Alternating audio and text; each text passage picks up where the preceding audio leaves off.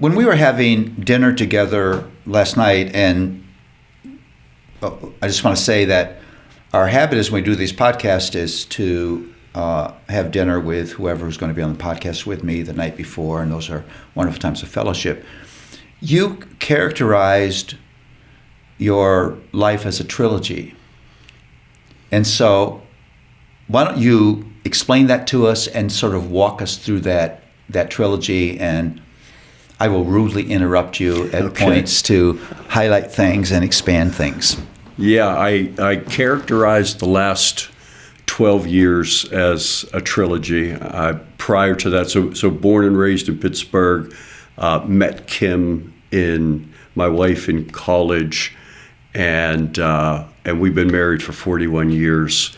And shortly after we were married, we relocated to the Philadelphia area to become part of a church that was being planted in the Philadelphia area. So what led you into ministry in the first place?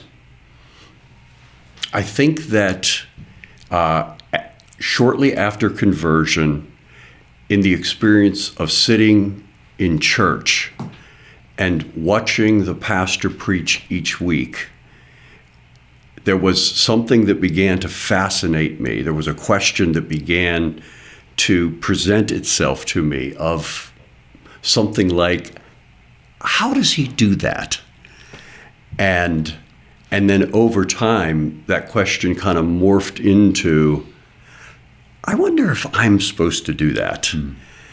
And I began to feel this kind of sense of summons to preach the Word of God, to study the Word of God. And then when we relocated to Philadelphia, I had a job as the head of security for a Macy's store. It was actually Bamberger's, which was a division of Macy's at the time, and was in that role for a while. And then a position opened up in the church, and I transitioned 38 years ago from the work of private security into full-time vocational ministry. Did you envision that would be your life's work? I envisioned that I would be working in either police work or private security as a career, and then somewhere in my 50s, I would transition into full-time gospel work.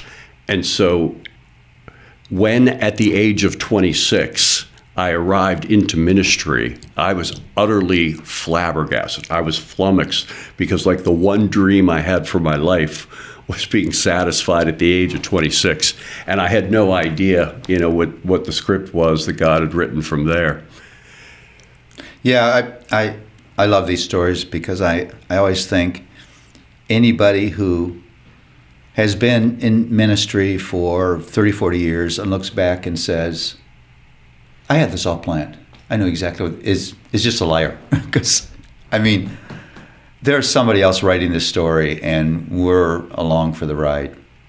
Oh, it has, in many ways, it has been more astonishing and more astounding than I could have ever dreamed. And on the other hand, more painful than I would have ever imagined.